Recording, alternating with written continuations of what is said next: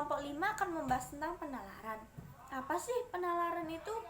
Penalaran adalah proses berpikir berdasarkan pengamatan indera atau observasi empirik yang menghasilkan sejumlah konsep dan pengertian. Terdapat 3 jenis metode, yaitu deduktif, induktif, dan abduktif dalam menalar.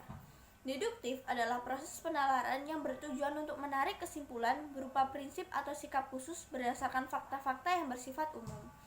Induktif atau logika induktif adalah proses penarikan kesimpulan dari kasus-kasus nyata secara individual menjadi kesimpulan yang bersifat umum. Selain itu, Benjamin Molen. Abduktif. Menurut Doni Gahral-Adian dan Herdito menyatakan bahwa abduksi adalah metode untuk memilih argumentasi terbaik dari sekian banyak argumentasi yang mungkin. Contoh penalaran deduktif. 1. Silogisme. Silogisme dibedakan menjadi 2, yaitu silogisme negatif. Misal premis 1. Menderita darah tidak boleh makan buah melon.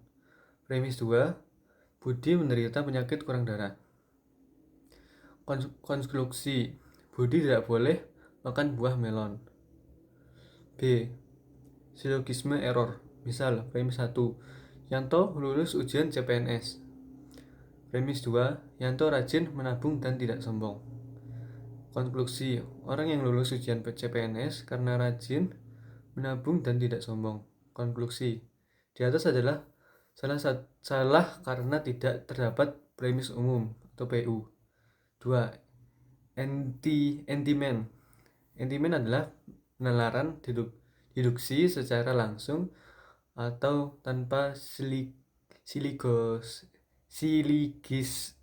premis atau tidak diucapkan karena sudah diketahui. Misal, premis 1. Penderita kurang darah tidak boleh makan buah melon. Premis 2. Budi menderita penyakit kurang darah. Konklusi. Budi tidak boleh makan buah melon. Sentimen. Budi tidak boleh makan buah melon karena menderita penyakit kurang darah. Lalu apa contoh penalaran induktif? Contoh dari penalaran induktif adalah koin saya tarik dari tas adalah 1 sen. Koin itu adalah sen. Koin ketiga dari tas adalah 1 sen. Oleh karena itu semua koin di dalam tas adalah koin. Bahkan jika semua premis itu benar dalam suatu pernyataan, penalaran induktif memungkinkan kesimpulannya salah. Ini sebuah contoh. Harold adalah seorang kakek. Harold adalah botak, karena itu semua kakek adalah botak. Kesimpulannya yang tidak mengikuti secara logis dari pernyataan. Dan yang terakhir ada penalaran abduktif. Ada 4 cara untuk mendapatkan argumentasi terbaik, yaitu yang pertama, kesederhanaan menjelaskan segala hal dengan bahasa yang ringan dan tidak ada bantahan dari pihak lain. Yang kedua, kohersi sebisa mungkin dan pilih penjelasan yang sesuai dengan apa yang diyakini para ahli tentang dunia. Yang ketiga, prediktabilitas sebisa mungkin. Pilih penjelasan yang paling banyak menghasilkan prediksi yang dapat disangkal atau diiyakan. Keempat, komprehensi sebisa mungkin.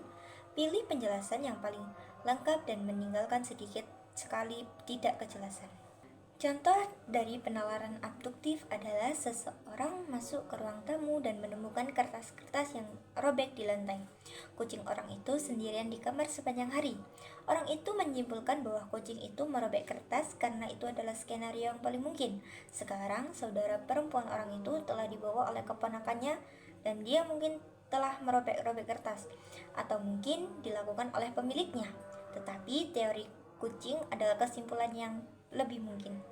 Terima kasih.